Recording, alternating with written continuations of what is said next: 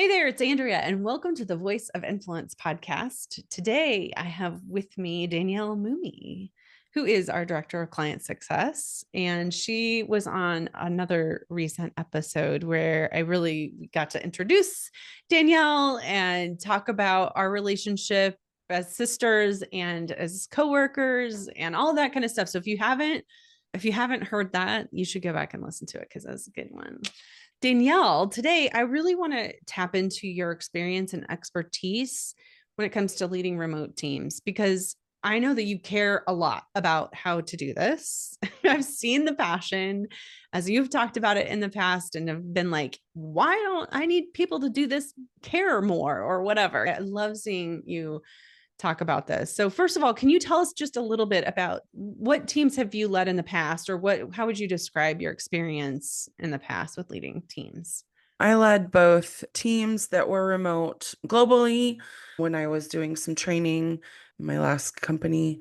And then I also led global teams for projects. So I wasn't necessarily their boss, but I was in charge of the project that what they were working on. And so I led those teams. And then I was a supervisor of a few people and leading those teams as well. So Were those had a little all bit. remote? That one was not. The supervisory role was people that were in the office. Okay. This was pre-COVID, so we were all in the office. Got it. Except for we did work from home a couple days a week and we would have calls on those days oftentimes. And but yeah, the other ones were definitely all just remote teams. Yeah. So the pre-COVID hybrid. Yes, and you know what? That was they were ahead of their time and it was good for them that they did because I'm sure it just made their transition during COVID so much easier. And people are already used to being on these remote teams Mhm. at least 2 days a week. Mhm. So that it So was they knew good. how to do it and they weren't like stumbling and Yeah, fumbling and trying to figure it out. exactly. Yeah, Yeah. for sure. Yeah. Interesting. Okay. And then your remote teams were really remote. They were also like in different countries, people are in different Mhm. countries, different cultures, like Oh yeah. different languages, but everybody must have spoken English Mm. Well, yeah, for the most part. for the most part. Yeah. So Yeah. yeah, so you've got this wide range of experience with leading these teams. And I guess my first question for you is what was the difference like between when you were leading a team that was local first and most of the time in person or hybrid versus a team that was global? Like what were some of the things that you had to deal with in a different way? Um, it's different anyways because I was supervising people locally and not necessarily their project lead. So I was just doing the check-ins and Sure. making sure that things were running smoothly and their projects they were working on and really just being that like touch point for them as a supervisor and wasn't a ton of stuff that I required from them because I was leading my own projects at that time as well. Therefore leading other people in other countries. So that was more like touch point stuff, like I said, and just like stuff you deal with on the day to day as far as the supervisory role. Leading the global teams for projects and training, yeah, completely different, like constant check-ins. I had a lot of spreadsheets to make sure that we were tracking with everything because of course that was like a very deadline driven environment. And so just leading them through the project, like through to completion. Sure. Yeah. Okay. There's so many different things that everybody's trying to navigate and figure out. And some of that has to do with culture and just the culture of the company and Right. getting other people to understand what's important, how we're going to work together, that sort of thing. How did that work for you? Um, Definitely had some early mornings and some late nights, depending on who I was talking to. Mm, They also did as well in their countries. I had um people in Australia that I worked with. That's a whole day difference. So we the time zone differences were insane. Just even just cultural like differences. trying to get them on a call and trying to get them engaged. It was like I needed to speak to each of them in the way that they needed. I had to learn that. Wow. Okay. How did you figure out what You each know, person needed? it's part of it's that I did have a role when I was training. I was the global trainer where I got to go to some of these offices and meet the people. And when you're there, you just see the culture that they have there in the office. And obviously I know what it's like in our office in the US, and it's different. We were more get the job done. There's not like a lot of fluffiness or anything like that. We like come to work. You mean you have your water cooler talk, but like you get the job done, right? I didn't want to spend a lot of time on personal stuff. I just want to get my stuff done.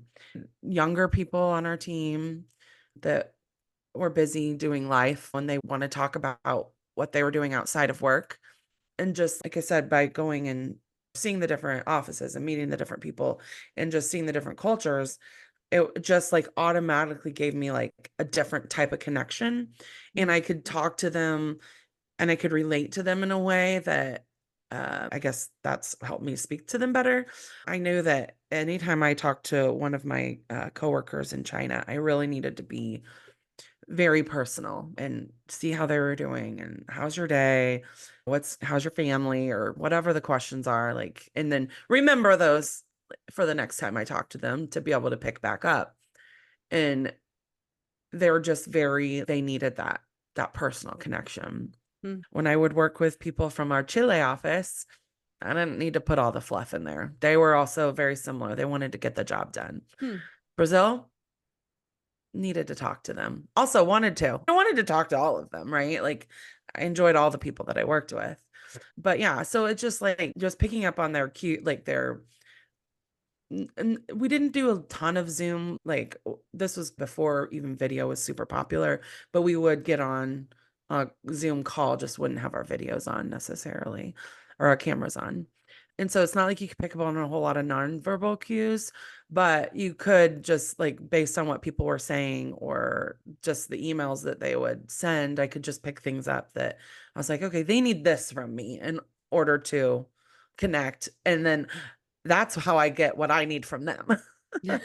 I would always say it's that whole like cog in the wheel. Like we each play a different role, and what's our end goal is to satisfy the customer so that I can get paid. I'm in a job for a reason. I need to get my paycheck. If you want to get your paycheck, then this is why you're important in this process, and helping them know that they're important and that whatever they're doing is a big deal.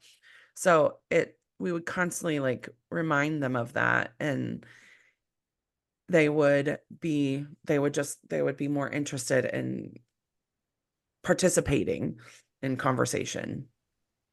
Yeah. I think that's huge if you got to when you got to go to visit them in their work environment and get a sense of their culture. That's huge. Yeah, even just relating, like asking, "Oh, how remember that place we went to, whatever, that restaurant Yes. or whatever it is." Like that relation is like so much stronger because of that. Yeah. You develop a bond over those shared experiences. Yeah. And especially when there's something emotionally connected to it, like we had Yeah, fun or right. we enjoyed one another. And even when they were somebody new on the team that I haven't actually met, but I'd been to that office before, I'd be like, "Oh yeah, I was there in whatever year and Oh, this was on the wall. Do you still have this?" Just relating in that way. Is this person still sit there? They're like, "Oh, she knows what she's talking about. She's been here. She gets that's it." so interesting. Yeah. And you just do all this innately. Yeah. Yeah. It's just your I gift. just had to figure out how I wanted to lead, right? Okay. And because I'm, yeah, a people pleaser, but also a empath. And years ago, I was co-directing a choir. And it was one of those things that it was mid 20s to late 20s age range people. And there was a lot of people in the choir. A lot of people wanted a role. They wanted to feel like they like mattered. And we're like, okay, we can make up all these roles. So we made up some different roles for people, just so that they Yeah. would feel like they were part of the bigger team, Yeah. because they would want to participate more. They would want to do more. And yeah, it took some stuff off our plate, but it was more like, how can we make them feel like they're part of something bigger, like that they're really part of this community, rather than they just come and practice and sing once in a while. So that was like that I used that experience into my work, and I'd be like, all right, how can I make these people like buy into this? Maybe what we're doing is not the biggest, maybe it's really hard. Maybe we're having a really difficult time finding um, contractors. Maybe this client's been really challenging and we can't do certain things logistically because of whatever, and it can get really frustrating. So how can I encourage them?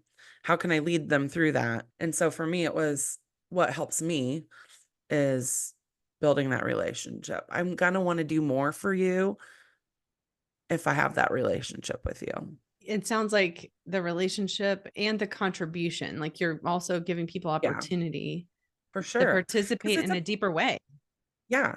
And it's a big deal. Like I remember I did, actually, it would have been 8 years ago, probably. And we had a client, and again, deadline driven. And it was always the goal to just get that whatever 1% better for the next month, to get 1% more assignments booked or whatever it is. And so I was like, what can I do to like get people excited and get them, like, it's just because you're constantly doing the same thing every month, and it can get exhausting. And actually we were on 3-month cycles. I was like, I'm gonna run a contest for my global team. And I made a big deal out of that. Like I had to make up all the, I called it the Olympics, right? The Summer Olympics. And I had them doing different things, Events. goals that they had to reach. Okay. And yeah, and every week we would have our conversation. I would pull all the numbers and I would say, all right, this is where everybody's at right now in the lead. Who's going to get the gold and whatever. We played the game, right? For however many months, I guess we ran it. And then in the end, they got a medal, and they got, I don't know, I think we awarded them some time off or whatever, whoever the winners were. And they also got their picture, and we sent it out to the company. And it was like a really well-known like event that I had done for the group. And we did so much better those months, because with our turnover for the client, because they were engaged, and they felt like they were really contributing. Yeah. Yeah. That's cool. Yeah. That's really cool. So that was like a remote situation too. You could Yep, I was use all that. remote. Yeah. And I think they probably got annoyed with me after a while, but they did it. Push. You know that you can only say it so many different ways, right? Okay, I know it's hard, but just get it done. So here's your encouragement. Get that gold medal. That's great. That's great. And do they like when you were leading these teams, were they also interacting with one another, or was it mostly you interacting with each person? We had weekly calls, like for our team for the project. I think it was Wednesday mornings, pretty early because of the time differences. Sometimes they would have to stay late in other countries, or I would stay late. Usually the time, because of the timing, India and China would come in later and stay later just in general, Mm. because it was a US based company. And so it wasn't too far out of their daily schedule that they would have to stay for the call. But we'd have our weekly calls where we would go over challenges and successes, and we would build people up if they did something great, and not, of course, not tear anybody down, but also, all right, like how can we get through this challenge that you're facing or whatever, and then get feedback from other offices. I didn't always have the answers. I didn't know how to fix some of this stuff. So let's ask other people on the team. So we'd have the weekly calls, but then I would also have check-ins. If I could see, because it's not, again, deadline driven, numbers driven, I could see if their numbers weren't right. And so then I'd be like, all right, let's have a call. What's going on? Like, where are we at? So just constant check-ins and letting them know that I'm here. It's not a micromanaging situation, because I'm not managing them, Mm. managing the project. And so I'm just like, all right, I can see our numbers are down. What can I do? What are we Mm. doing? What have you done so far? Let's think outside the box. What can we do? Mm. And if we can't figure it out, let's start asking around. So it's, I was able to see very easily who needed a little more attention because of the numbers. Oftentimes it turned into weekly calls with some of the people, Mm. just with some of the challenges that we had. And I didn't have to talk as much to some other people because they were on it and it was pretty simple for them. Yeah. So I know that you were talking about being an empath, and I know you care so much about people. So was there ever a time when it was really hard to be so far away from somebody you knew was struggling? Oh, yeah, definitely. Because you do really build relationships with people. Like I really built relationships with these people, even if I never met them in person. Just because of the caring and reaching out. Like I remember there was one of the girls in India really that I worked with. She was so great. We just got along so well. She was so sweet. We built a relationship over just she'd be like, "Oh, how are you? How's the family? How's this, that, whatever." We'd remember things, right? And one of the execs had gone over for work, like to the office, and he came back and he brings me a bag, a gift bag, and he's, "Oh, this is from one of the girls that you work with in the office. She wanted to send this." And she sent me like a bracelet, like she sent me a whole bag of things from India because she wanted me to feel special, which was really sweet. "I'm thinking about you." I'm like, "Oh my gosh." Whenever I knew people were going places, I would try and send stuff or whatever. Oh, that's Just to, it just, I don't know, because I cared about them. We cared about each other and more than yeah. just work. Yeah. It's like a touch point. It's a special kind of touch point to Yeah. share gifts with people or yeah, that's really cool. Yeah. People are leading remote teams, hybrid teams. If you could give them one piece of advice that you think is most important for them to do, what would it be? I think it just is, yeah, reach out and build that relationship. Like, I think it's showing that you're available and that you're care and that you're interested. People just want to feel like they matter. It does, like their work matters. And that was the thing that I wanted to do, was show them like it matters. It really matters because we can't do it without you. I can't do it from here. We all play a piece in this. So I think it's just, yeah, showing them that what they care or what they're doing matters. So saying it, Yeah. sending a gift. Yeah.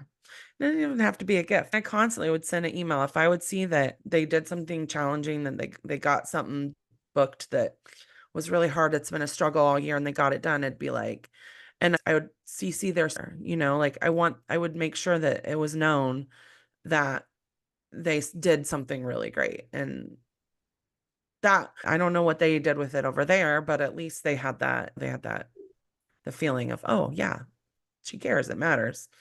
That's great.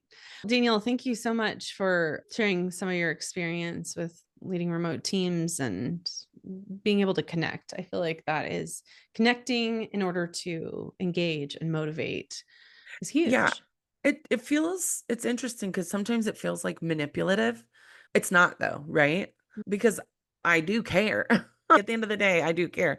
And I think that we spend so much of our life at work, Yeah. doing work. I want to care about the people that I work with. I want to have that connection because I'm with them all the time, or, Mhm. or whatever, work together all the time. Yeah. Yeah. All right. Thank you so much. Yeah. Thanks for having me again.